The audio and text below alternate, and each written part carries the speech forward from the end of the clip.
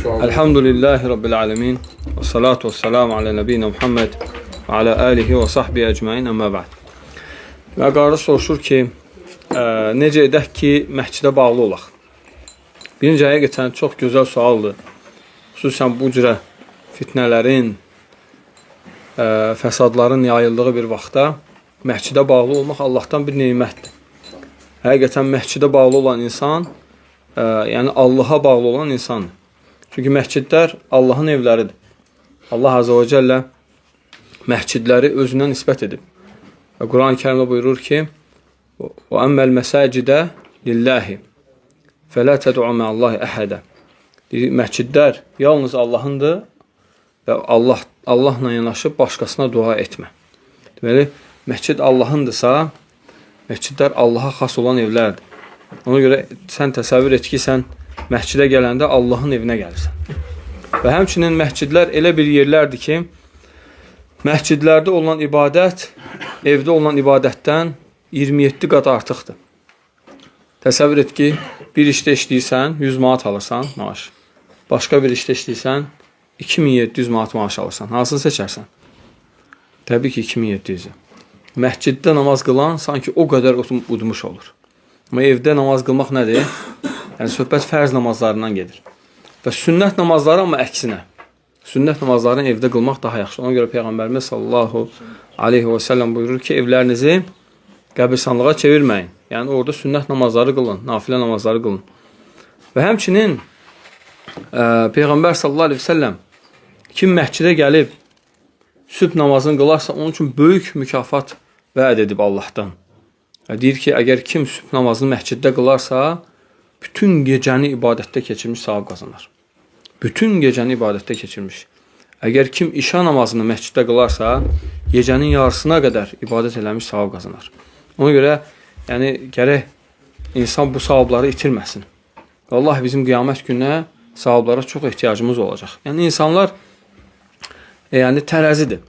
İki tərəf. Hansı ağır gələcək, o ilə ona hökm olunacaq. Yəni, ona görə insan çalışmalı, əməl dəftərini çox alsın. Əməl dəftərləri çox olsun. Bu da məscidlər də insanın imanına möhkəm saxlayan yerlərdir. Çünki insan nə qədər də olsa, dünya, məşğuliyyət, şəhvətlər, şübhələr insanı uzaqlaşdırır Allahdan. Amma məscidlər insanı Allaha yaxınlaşdırır. Ona görə məscidlərə gələn insanlar çox vaxt şəhvətlərdən, şübhələrdən uzaq qalırlar, fitnələrdən uzaq qalırlar. Necə ki, hədisə gəlib, yadullah aləl cəmaə. İki, Allahın əli cəmaatın üzərindədir. Həmişə məscidə gələn insan cəmaatla bərabərdir. Cəmaatla bərabər olmuş olur. Ona görə məscidlər Allahdan bir neymətdir. Və ona görə Peyğəmbər sallallahu aleyhi və səlləm ilk dəfə Mədinəyə gələndə ilk işi məscid bina etmək olur. Ona görə fikir ver, cəmaat namazları müsəlmanlar bir-birindən görüşür. Bir-birlərinin dərdlərini, sərlərini bilirlər. Bir-birinə kömək edirlər, yardım edirlər. Cümə günü biraz da böyük toplum olur. Bayram namazlarına biraz da böyük toplum. Bu toplumlar hamısı bizi ahirətə yada salır. Həqiqətən, bax, cümə günü necə biz gözləyirik, həqiqətən, cümə günü olsaydı, cümə namazına gələrdik və sonra qardaşların hamısını görərdik. Bu özü böyük bir sevincdir, yəni. Amma məscidə gəlməyən insan özünü o şeylərdən məhrum edir. Ona görə məscidə gələn insanlar Allahın nəzarətində olan insanlardır. Necə ki, hədisdə gəlib, kim əgər sübh namazını cəmaatla məscidə qılarsa, Allahın himayəsində olar. Allahın qoruması altında olar. Bilirsiniz, nə qədər, yəni, o demək deyil ki, yəni, insan məscidə gəlməsə Allah onu qorumayacaq. Xeyr, Allah qoruyacaq, sadəcə qoruma daha da çox olur, daha da çox artır. Bizim hər saniyəmiz qorumağa ehtiyacımız var. İnsan hər saniyə, Allahın rəhməti biraz çəkilən kimi insana bir bəla gəlir, görsən. İnsana bir müsibət gəlir başına.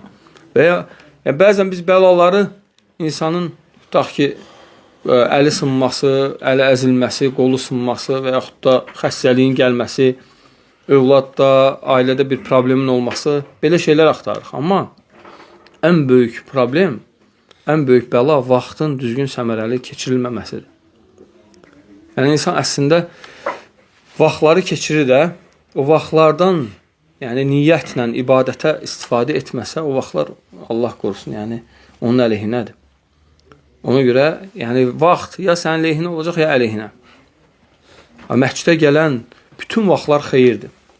Alimlər deyir ki, bax, sən məsciddən çıxdın, Allah yolundasan. Evindən məscidə çıxdın, Allah yolundasan. Çünki Peyğəmbər sallallahu aleyhi ve sellemlər deyir ki, Ələ uxbirukum bimə yamhullahu bihil xataya və yərfa bihəd dərəcət. Və deyir, sizə xataları silən və dərəcələri qaldıran əməllər haqqında xəbər verim mi? Və sonra deyir ki, kəsratul xuta iləl məsəcid. Məscidlərə çoxlu addım atmaq. Məscidlərə gələn hər bir addım insanın bir günahını silir. İkinci addım insana bir savab qazandırır. Bu savabın da ən azı miqdarı nə qədərdir? 10 miqdardır. Yəni Allah Azze ve Celle deyir ki, Əl-həsənətu bi əşri əmsəlihə. Əl-həsənətu bi əşri əmsəlihə. Vallahu yudaifu limən yəşə. Yəni bir həsənət 10 mislindədir, Allah sonra istədiyi qədər artırır. Bir addımına görə insan nə qədər savab qazanır? Yəni 10 savab qazana bilər. Və həmçinin bax, ikinci addım insanın günahını silir. Nə qədər günaha silinməyə ehtiyacımız var. Sonra Peyğəmbər sallallahu aleyhi ve sellem buyurur ki, İsbağul vudu aləl məkari. Dəstəmazı gözəl şəkildə almaq. Və insan dəstəmazı alır, deyir ki, bircə bu namazı qılım qutarım. Elə bir də var ki, insan dəstəmaz alır ki, yəni Rəbbimlə görüşəcəm. Allahla görüşəcəm.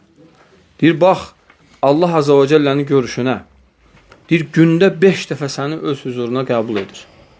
Deyir, heç Allahdan başqası səni qəbul edərmi bu qədər? Yəni, bax, kim olur olsun, sənin ona ehtiyacın olsun. O gündə, hər gün, gündə 5 dəfə səni qəbul edə bilməz. Ən yaxın dostlar, ən yaxın ailəlilər, hamısı görsən ki, 5 dəfə olana, hətta bezikmə gəlir insana. Amma, bax, Rəbbimiz gündə 5 dəfə. Hətta insan səhərdən axşama qədər Allahın huzurunda dayansa, Allah Azze ve Celle həmişə onu qəbul edir. Fikir Allahın rəhmətindən, subhanallah lazım. Və sonra nə deyir?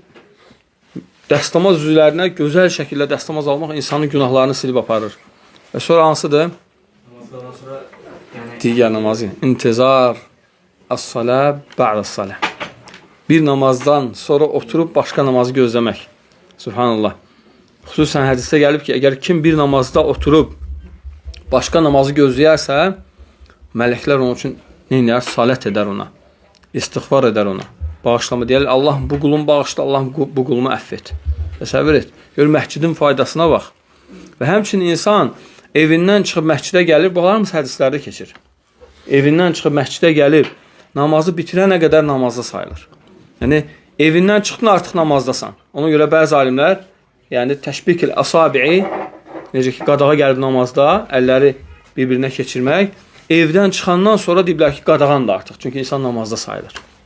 Buna görə, evdən çıxandan sonra artıq əlləri, namaz bitənə qədər əlləri təşbik etmək, bir-birinə keçirmək qadağa gəlib.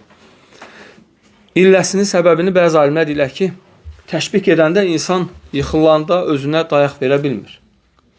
Yəni, bu səbəb ola bilər. Ona görə deyir, Allah Rasulü rifqan edib, ümməti üçün, canı yandığı üçün, nəyə ki, görüncə ki, sən öz övladıva deyirsən ki, belə eləmə yıxılarsan, belə eləmə belə olsan, Allah Rasulü o qədər ümmətini çox istəyib. Haradan ki, bəla gələcək, o dedik, bunu etmə. Haradan ki, bir xata olacaq, onu deyib, belə etmə. Misal üçün, Allah Rasul deyir ki, yəni hədisdə vardı olub ki, bağlı qabdan, görünməyən qabdan su içməyin. Ehtiyac edib ki, kimisə boğazdan həsə gedər bilmədən. Və həmçinin Allah Rasul sallallahu aleyhi ve sellem, yəni o şey ki, zərər də onu qadağan edib. O qədər zərərli şeylər var ki, Allah Rasul sallallahu aleyhi ve sellem qadağan edib onları. Subhanallah. Ona görə Allah Azze ve Celle buyuruyor ki, لَقَدْ جَاءَكُمْ رَسُولٌ مِنْ أَنْفُسِكُمْ عَزِيزٌ عَلَيْهِ مَا عَنِتُّمْ بِالْمُؤْمِنِينَ رَعُوفُ الرَّحِيمُ. Deyir ki, artıq sizə elə bir Rasul gəlmişdir ki, sizin çətinliyə düşməyiniz ona ağır gəlir. Allahu Akbar. Gör, nə çər bir Rasul olub. Deməli, bu Allah Rasulunun olan vəsfdir. Möminlərdə də əslində bu vəsf olmalıdır. Yəni, necə ki, hədisdə gəlib, möminlər bir bina kimidir. Bir-birini tamamlayırlar. Əgər bir mömin qardaşda bir şey görsək, gərək hamımıza təsir etsin. Ən azından ona bir yardım edə bilməsək belə, içimizdə bir hiss olmalıdır ki, Allahım, dua etmək. Nə bilsən, sənin duan səbəbi ilə nə xeyirlər gələcək ona. Dua et. Xüsusən, sənin qardaşıva dua etmən, burada heç bir dünyavi mənfəət yoxdur. Çünki xüsusən nədən? Bizahril qayb. Bizahril qayb, yəni o bilmədən sən ona dua edirsən. O bilmədən sən ona dua edirsən. Necə ki, hədisdə gəlib, necədir hədis? Mə min abdin, sonra illə aləkəm misli, əhsən. Deyir ki, elə bir qul yoxdur ki, yəni öz qardaşına, yəni arxadan ona xeyirli dua etsin və ona bir mələk deməsin ki, sənə də eyni mislisi olsun. Sənə də eyni qədəri olsun. Yəni, əgər biz qardaşımıza dua etsək, Allahım bu qardaşıma xeyir ver, Allahım bu qardaşıma müvəffəq elə, Allahım ona xeyirli ruzi ver. Və mələk də bizə dua edir, subhanallah. Əgər istəyirsənsə, mələk sənə dua etsin, öz qardaşına dua et. Bu da harada hasıl olur? Cəmaatda. Cəmaatda insan çoxlu qardaşlar qazanır. Həqiqətən cəmaatın şirinliyi, bərəkəti başqadır, məscidin şirinliyi başqadır. Bunu yalnız məscidə bağlı olan insanlar bilər. Və həmçinin məscidə bağlı olmağın ən böyük faydalarından biri, bax, Peyğəmbər sallallahu aleyhi ve sellem deyir ki, səbətun yuzilluhumullah yevmə la yazillə illə zilləhu. Deyir ki, 7 qism insan olacaq. Allah onları öz kölgəsində kölgələndirəcək. O gün heç bir kölgə olmayacaq. O kölgədən başqa heç bir kölgə olmayacaq. Onlar kimdir? Qəlbləri məscidlərə bağlı olan insanlar. Yəni, məscidə getməyəndə deyək ki, subhanallah, mən məscidə getmədim. Allah heç bir kölgənin olmadığı gün onları öz kölgəsində kölgələndirəcək. Subhanallah lazım. Görün, nə qədər məscidə gəlmək fəzilətdir. Ona görə həmişə məscidə bağlı olmaq lazım. Və məscidə insan girəndə xüsusən nə olmalıdır? Abu-havalı olmalıdır. Yəni, onda iman abu-havası olmalıdır. Yəni, fikirləşməlidir ki, mən hara gedirəm? Allah Azə və Cəllə deyir, və mən azləmu, o kəsdən daha zalım kim ola bilər? Onlar Allahın evlərini xaraba qoymaq istəyirlər. Lakin onlar ora girəndə Uləikə mə kənə ləhum ən yədxuluhə illə xaifin. Lakin onlar məscidlərə girəndə qorxa-qorxa girməlidirlər. Çünki məscid Allahın evidir. Ona görə insan, hər bir müsəlman məscidə girəndə artıq yəni, çöldəki ab-havasını dəyişmək. Çünki məscid Allahın bərəkət qoyduğu bir yerdir. Necə ki, Məscid-ül Haramda olan savablar çoxdur, günahlar da o qədər çoxdur. Eləcə də məscidlərdə olan günahlar da daha çox. Və diqqət et, bu faydaya Allah bizi faydalandırsın. Məsciddə pis söz danışmaq olmaz. Məsciddə günah etmək böyük günahlardandır. Necə ki, alimlər bunu böyük günahlar kitabında gətirirlər. Məsciddə olunan günahlar digər yerdə olan günahlar kimi deyil. Məsciddə hər söz danışmaq olmaz. Məscid Allahın evidir. Və sən əgər hər hansısa bir vəzifəli şəxsin, hörmətli bir insanın yanında, müəllimin, nazirin və hər hansı bir insanın yanında sən pis söz danışa bilmirsən, yəni ədəbli özü aparsan, hər şeyə diqqət edirsən, məscid Allahın evidir. Allahın evində daha layiqdir ki, Allahın evi, Allahın evində daha özümüzü yığışdıraq. Və Allahın evi nə üçündür? İbadət üçündür. Dua, zikir. Ona görə Allahın evinə gələn insanlar fərqlidir. Bəziləri gəlir, faydalanır gedir. Bəziləri gəlir, ucuzur gedir. Faydalanıb gedənlər məscidə girəndən çıxana qədər Allahın ibadətini, duasını yəni xatırlayanlardır. Yəni məscid zikri və Quran oxuyanlardır məsciddə. Xüsusən məsciddə Quran oxumağa böyük savab var. Xüsusən sübh namazına gəlib bir Quran oxuyana, yəni Peyğəmbər sallallahu əleyhi və səlləm deyir ki, bir dəvə dolusu, yəni qohumluq münasibətlərini kəsmədən bir dəvə dolusu yüklə qayıdan insanın yəni misalı kimi, yəni o qədər qazancla. Elə bir ki, sən təsəvvür et ki, bugünkü günümüzdə sən maşınla gedirsən və maşın dolu, bir maşın dolu mal dövlətlə, ərzaqla, yəni nə ilənsə bir, yəni belə xeyirli şeylərlə, ruzi ilə qayıdırsan. Nə qədər olar? Hər dəfə gedirsən, qayıdırsan. Kim məscidə gələrsə, bir ayı oxuyarsa sanki bir maşın yüklə qayıdır. Peyğəmbər bir dəvə, əvvəlki dəvədə nədir? Minik. Elə ki, 2 aya 2 dəvə yük. Gör, nə qədər azuqə. Yəni, bunlar hamısı vallahi axirətdə biz bunları görəcəyik. Vallahi axirət, ona görə həmişə namaz, məscid axirət əməlidir. Axirət. Ona görə insan həmişə axirətini qurmaq üçün məscidə gəlməlidir. Bu qədər kifayət edər bilirəm. Allah bir daha doğrusu. Sağ olaydım. Bir dənə bu telefonla oxumaq da ona keçirmi? Telefonla Quranı oxumaq da ona aiddir. Yəni fərqi yoxdur. Telefonla oxuyasan, yoxsa Quranla, mushafdan oxuyasan. Bəzi hədislər gəlib mushafın fəziləti haqqında və alimlər, təhqiq alimləri təhqiq edir ki, mushafın fəziləti haqqında gələn hədislər nədir? Zəifdir. Çünki Peyğəmbər sallallahu əleyhi və səlləm vaxtında müəyyən bir mushaf olmayıb, yəni və sadəcə bəzi mushaflar, qiraətlər yəni təriflənib. Misal üçün Peyğəmbər sallallahu əleyhi və səlləm deyir ki, yəni kim əgər istəyərsə ki, Allahın nazil etdiyi, yəni qiraəti baxsın, mushafa baxsın, yəni İbn Abdin mushafına baxsın. İbn Abdin qiraətinə baxsın. Yəni İbn Abd, yəni İbn Məsud olub. Yəni Peyğəmbər sallallahu əleyhi və səlləm bəzi sahabelər var idi, qarilər idi. Onlarda qiraətlər var idi. Qiraətlər elmi haqqı, yəni biraz geniş elmdir. Yəni qiraətlər hurufların fərqli huruflardan yığılan qiraətdir. Bu da ləhcələrdir, ərəb ləhcələri. Yəni mənalar bir-birini tamamlayır. Bir-birini tamamlayır, amma eyni mənaya da. Misal üçün Allah Azze və Cəllə nə deyir Quran-ı Kərimdə? Deyir ki, fənədəhə min təhtihə Əllə təhsəni qad cə'lə rabbuki təhtəki səriyyə. Deyir, sən deyir, narahat olma. Fənədəhə min təhtihə. Deyir, onun aşağı tərəfindən min təhtihə 2 nəfər çağırdı. Başqa bir qiraətdə gəlib mən təhtihə. Min, yox mən. Yəni, bu qiraət ikisi də bir-birini tamamlayır. Deməli, olanda fənədəhə min təhtihə aşağısından. Aşağısından kim olub? Məryəm əleyhissalam, İsa əleyhissalam dünyaya gətirmişdi, o aşağı tərəfdə idi. İsa əleyhissalam çağırırdı aşağıdan. Mən təhtihə Cibril əleyhissalam idi. Yəni, onun aşağı tərəfində olan kəs. Aydın mı? O da Cibril əleyhissalam idi.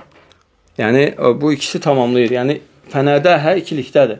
Yəni, həm o sözü İsa əleyhissalam uşaqkən deyib, həm də o sözü Cibril əleyhissalam yəni doğuş sancısı keçirdiyi an ona deyib.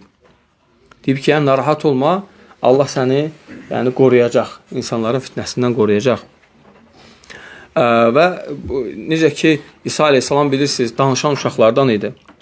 Və Məryəm əleyhissalam deyir ki, necə ki, İmam İbn Kəsir rahimehullah nəql edir ondan və deyir ki, Məryəm əleyhissalam deyir ki, o uşağa qalanda bilirsiniz ki, o atadan, yəni atası olmayıb İsa əleyhissalamın. Mələkin ona ruh üfürməsi ilə yaranan uşaq olub. Və hər dəfə Zəkəriyyə əleyhissalamın zövcəsi qoca ikən, necə ki, Quran-ı Kərimdə Məryəm surəsində ayətlər var bu barədə, uşağa qalanda Məryəm əleyhissalam da ona deyir ki, mən də uşağa qalmışam. Öz xalasına deyir ki, mən də uşağa qalmışam. O da təəccüblənir, deyir, subhanallah, yəni. Və ona olan hadisələri başa salırdı. Və Məryəm əleyhissalam deyirdi ki, mən təkliyə çəkiləndə həmişə İsa'nın qarnımda, bətnimdə danışdığını eşidirdim, deyir. Subhanallah. Hər dəfə təkbir edirdi, təsbih edirdi. Danışırdı, deyir, subhanallah. Təkliyə çəkilən kimi təsbih edirdi. Təhmid edirdi İsa əleyhissalam. Ona görə İsa əleyhissalamın danışmağı və onun möcüzəsi Məryəm əleyhissalama qəribə deyildi. Çünki o artıq bilirdi ki, Allahın üfürdüyü ruhdan olan bir uşaqdır və bunda böyük ayətlər olacaq, möcüzələr olacaq.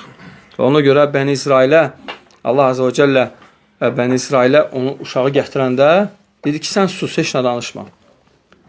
Dedi ki, Yəmər fəhəmələtə fəntəbəzət bihi məkənəl, yox, deyir ki, fəkuli vəşrabi və qarri aynə fə immə tərayinə minəl bəşəri əhədən fəqulu inni nəzartu lirrahməni somən fələn ukəlliməl yevmə insiyyə. Deyir ki, sən o xurmalardan iç və gözünün aydınlığı olsun, nuru olsun. Deyir, səni bəşərdən kimsə görsə və sənə nəsə desə, deyir ki, mən oruç tutmuşam, yəni işarə et ki, mən danışmıram. İnni nəzartu lirrahmən somə.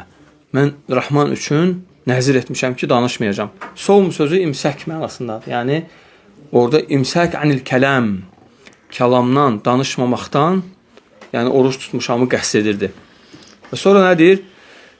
Ona deyəndə ki, ya Məryamu, ey Məryəm, mə kənə əbuki imra'a səv'in və mə kənət ummuki səviyyə, bəğiyyə. Deyir ki, ey Məryəm, hep iş tutmuşsan. Yəni, bu nə işdir? Yəni, ona böhtan atırdılar. Uşağı dünyaya gəlib deyə. Yəni, atasız uşaq görülməyib, baxın. Deyir ki, o neyir? Fəəşarat iləyi. Deyir, bu ilə danışın. Yəni, qəribə deyildi ona. Fikirlərsizmi? Deyir, bu ilə danışın. Mənə danışmayın. Onlar nə deyir? Qalu keyfə nukəllimu mən kənə fil məhdi sabiyyə. Deyir ki, biz bələkdə olan uşaqla balaca körpə necə danışa bilərik? Subhanallah.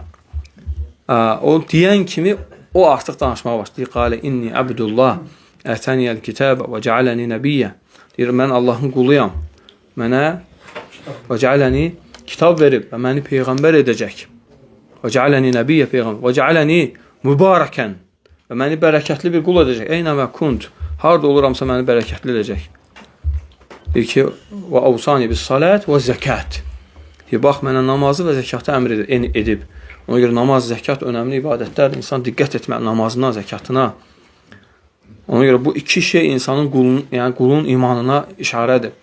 Bu əsas 4 ibadət hansıdır? Namaz, zəkat, oruc, həc. Çünki bunlar müxtəlif ibadətlərdir. İnsanı imtahan edən ibadətlərdir. Elə insan var, namaz qılır, amma zəkat vermir. Çünki ağır gəlir ona. Amma deyir ki, sən onu verən Allah bir anda ala bilər. Zəkatını ver. Və elə insan var, zəkatını verir, amma namazını qılmır. Çünki səbr eləyə bilmir. Elə insan var, namaz qılır, zəkat verir, amma oruç tuta bilmir, nəfsinə qalib gələ bilmir. Yəni, oruç Allah biz istəyir ki, biz hər tərəfli qul olaq. Və elə insanlar var, bunun üçün də edir, amma həcc edə bilmir, işini tərk edə bilmir, kimdir o işi sənə verən? Kimdir o işlə səni bərəkətləndirən, o işlə sənə xeyir, bərəkət nəsib edən? Allah. Ona görə Allah üçün həcc et, Allah üçün həccə get. Subhanallahil-azim. Və heç vaxt narahat olma ki, mən pul xərcləyəcəm. Bil ki, Allah yetirəcək, vallahi. Allah ondan da artığını yetirəcək. Və xüsusən zəkat nə deməkdir? Bilirsiniz, qardaşlar. Ayşə radiyallahu anhə deyir ki, İzə dəxalətiz zəkatu fil məl əfsədəhə. Deyir ki, əfsədətə. Deyir ki, əgər zəkat pulu malın içinə qarışarsa, malı fəsad edər, ifsad edər. Vallahi, bir qardaş var, o həmişə deyir ki, mən həmişə ciblərimdə pullar olurdu, bərəkətim tökülürdü. Hər dəfə güclü işim yox, amma atalla mənə çox yetirirdi. Yəni, hətta o vaxta qədər ki, mən bir torpaq aldım, başladım ev tikməyə. Yəni, zəkatın vaxtı gələndə dedim ki, əşləşin olmaz, bu dəfə evə tamamlayım, sonra zəkatımı verərəm. Həmin vaxt zəkat verməli, bu bərəkətim gedəndir. Deyir, o bərəkəti mən tapmamışam. Ona görə, əgər bərəkət istəyirsənsə, bil ki, vallahi zəkat ver. Zəkat verməkdə bərəkət var. Və həmçinin sədəqə ver, varlan. Allah Azə və Cəllə deyir ki, ənfiq İbn Ədəm unfiq aleyk. Deyir, infaq et İbn Ədəm. Deyir, Allah da sənə infaq etsin. Hədisin davamı nə deyir? Deyir, görmürsənmi Allah nə qədər infaq edir?